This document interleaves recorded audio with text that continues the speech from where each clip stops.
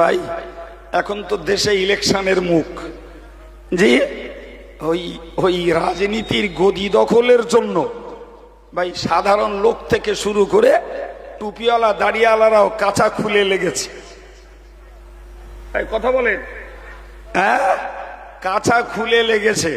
তাতে এর বিরুদ্ধে বদনাম, ওর বিরুদ্ধে বদনাম, গালি গালাজ, কুৎসা, মারামারি, লেঙ্গা লেঙ্গি, ঝগড়াঝাটি সব করে বেড়াচ্ছে।